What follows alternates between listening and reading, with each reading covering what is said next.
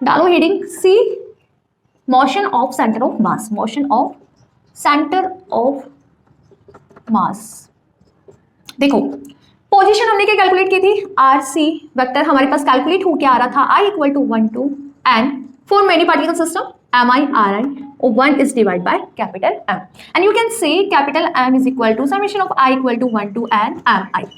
ठीक है, नाउ आपको क्या करना है, आपको मोशन कैलकुलेट करना है, इट मीन वेलोसिटी कैलकुलेट करनी है। आपको इक्वेशन 1 में क्या गिवन है, पोजीशन वेक्टर, तो क्या करें, टी के रेस्पेक्ट में इसका डिफरेंशिएशन कर देते हैं। तो लिखो यहाँ पे differentiating equation 1, differentiating equation 1 with respect to time करो। यदि हम इसका डिफरेंशिएशन करेंगे तो D by D T R C vector equal 1 by M, M mass of system, यहाँ पे मास ऑफ होल बॉडी है, कैपिटल एम क्या है, मास ऑफ सिस्टम है, मास ऑफ होल बॉडी जो आप लेके चल रहे हो। ठीक है, M I equal to 1 to n M I यहाँ पे क्या है, मास ऑफ पार्टिकल्स, तो मास तो कांस्टेंट है ना, D R I by D T. Okay, and the summation of I equal to 1 to n D R I by D T, आप इसको क्या लिख सकते हो, V of I and summation of I equal to 1 to n लिख सकते हैं ना। D R I by D T है कि यहाँ पे जो भी पार्टिकल्स लेके चल रहे हो उनकी वेलोसिटी, ठीक है, उसको हमने डिफाइन कर दिया, summation of I equal to 1 to n D R I by D T, this is equal to summation of I equal to 1 to n V I. ठीक है, and this is velocity of centre of mass point defined by capital V C. देखना एक बार मैं यहाँ पे किसे define कर रही हूँ, वीसी से। तो आपके पास एक्सप्रेशन क्या आ रहा है, 1 by m summation of I equal to 1 to n M I V I. M V क्या होता है, M V is momentum of particle ना, तो यहाँ पे बात करें I equal to 1 to n M I V I, ये क्या आ रहा है आपके पास, P I, P I mean momentum of all particle, and this is defined by P, and this is total momentum of system, total momentum of system.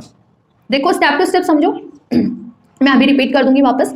Just simple हमने position vector calculate किया था, तो हमने position vector define कर दिया, position पता है तो आपको वेलोसिटी कैलकुलेट करना है, तो टी के रेस्पेक्ट में हमने इसका डिफरेंशिएशन कर दिया। अब एम तो क्या है यहाँ पे, mass of particle, mass of system, तो जो कांस्टेंट है उसको हमने कांस्टेंट रहने दिया, और आर आई का हमने टी के रेस्पेक्ट में डिफरेंशिएशन किया, तो this is the velocity of ith particle, जितने भी पार्टिकल लेके चल रहे हो उनकी वेलोसिटी को ये डिफाइन कर रहा है, that's why this is defined by V आई।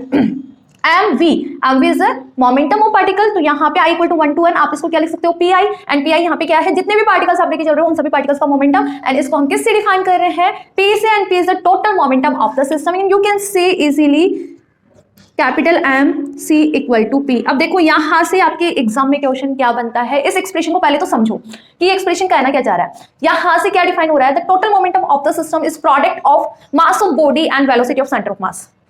समझ रहे हो क्या, देखिए क्वेश्चन क्या बनता है, देखो यहाँ से क्वेश्चन क्या बनता है, यहाँ क्वेश्चन बनता है if the momentum of system is conserved, अच्छे से सुनना, if the momentum of the system is conserved then centre of mass point at rest or moving with constant velocity, कि यहाँ पे जो सेंटर ऑफ मास पॉइंट है ये तो वो रेस्ट पे होगा या कांस्टेंट वेलोसिटी से मूव कर रहा होगा। ठीक है, तो मास ऑफ बॉडी तो क्या होता है, कांस्टेंट ही होता है। यदि ये वैल्यू कांस्टेंट हुई, वीसी यदि कांस्टेंट हुआ तो ऑब्वियस है ना, पी की वैल्यू क्या होगी, कांस्टेंट ही होगी ना।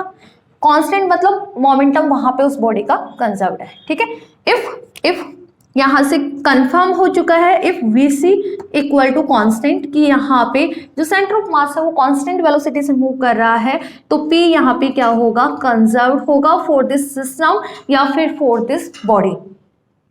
ठीक है, तो ये एक्सप्रेशन रहा जस्ट सिंपल कि सेंटर ऑफ मास जो पॉइंट की वेलोसिटी है उसका प्रोडक्ट हम करते हैं मास ऑफ होल बॉडी, तो किस चीज को शो करता है, मोमेंटम ऑफ होल बॉडी। आप जो बॉडी लेके चल रहे हो उसके मोमेंटम को यहाँ पे शो करता है। ठीक है, और वीसी यदि कांस्टेंट हुआ तो इट्स अंडरस्टूड कि मोमेंटम की वैल्यू क्या होगी, कंजर्व्ड होगी। तो ऐसे सिंपल क्वेश्चन नहीं बनते हैं, क्वेश्चन इसी तरह से पूछेगा वो कि if centre of mass point at rest or moving with constant velocity then the momentum of system will be conserved। आपको ये प्रूफ करना है तो आप इसी तरह से प्रूफ करके आएंगे। ठीक है, एक्सेलरेशन की भी बात कर लेते हैं कि सेंटर ऑफ मास का एक्सेलरेशन यहाँ पे क्या होगा। लिखो एक बार, एक्सेलरेशन ऑफ सेंटर ऑफ मास।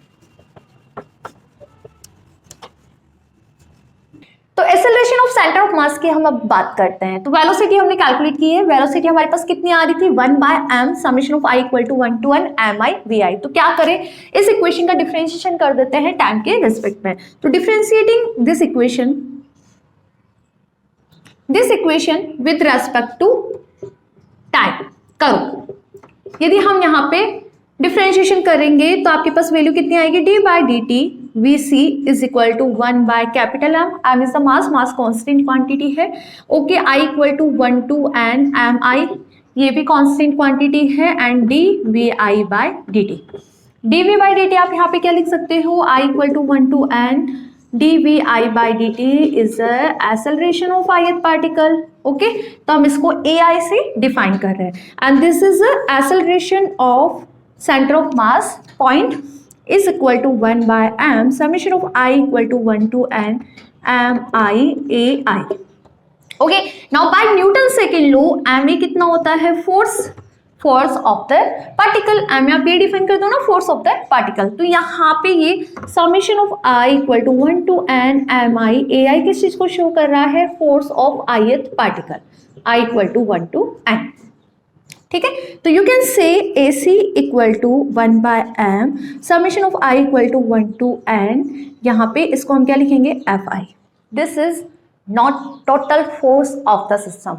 आप ये सोच होंगे मैम ऐसे कैसे बोल रही है, आपने एक्सेलरेशन को तो टोटल एक्सेलरेशन बोला था, वेलोसिटी को टोटल वेलोसिटी बोला था, बट फोर्स के टाइम आप ये नहीं बोल रहे हो, क्यों? देखो, ये टोटल फोर्स ऑफ सिस्टम को क्यों शो नहीं कर रहा है, ये जो सिंपल ith पार्टिकल के फोर्स को शो कर रहा है। इसमें सिस्टम मेनी पार्टिकल सिस्टम है, एक पार्टिकल पे दूसरे पार्टिकल की वजह से भी तो फोर्स लगता है, उसकी वजह से भी तो इंटरेक्शन हो रहा है। लाइक फर्स्ट पार्टिकल उस पे सेकंड की वजह से लगेगा, सेकंड पे फर्स्ट की वजह से भी लगेगा, सेकंड पे थर्ड पार्टिकल की वजह से लगेगा, थर्ड पे फोर्थ की वजह से, सेकंड पे फर्स्ट की वजह से भी लगेगा। तो इस तरह से इन पार्टिकल्स के बीच में भी तो इंटरेक्शन होता है ना।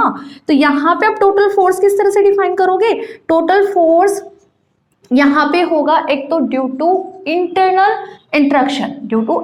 इंट्रैक्शन, जिसे हम डिफाइन करेंगे आई इज नॉट इक्वल टू, जे खुद के ऊपर खुद से तो लगने से रहा, अदर पार्टिकल का ही लगेगा ना, इसलिए I is not equal to J.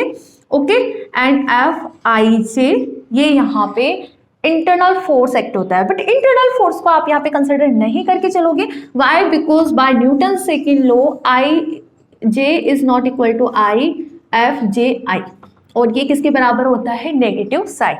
Every action has an reaction in equal amount but in opposite direction. Okay, तो ड्यू टू इंटरनल इंटरेक्शन यहाँ पे जो फोर्स एक्ट हो रहा है उसको हम जीरो लेके चल रहे हैं। टोटल फोर्स की यदि हम बात करें तो total force is this plus this, but this is equal to zero. Why? Due to Newton's third law कि यहाँ पे आई की वजह से, आई पे जे की वजह से लगता है तो जे पे भी उतने ही अमाउंट में फोर्स और अपोजिट डायरेक्शन में फोर्स लगता है आई की वजह से। दैट्स वाई वो एक दूसरे को कैंसिल आउट कर देते हैं। ओके, तो यहाँ पे हम टोटल फोर्स की बात करें, समेशन ऑफ, यदि मैं इसको बात करूँ the total force acting on the system, तो दिस इज कैपिटल एफ, तो किसके बराबर आ रहा है, M A C. It mean this is a force acting on the system and which is equal to mass of body and product of mass of body and acceleration of center of mass। समझ आया कि जो total यहाँ पे force act हो रहा है वो इसके बराबर है।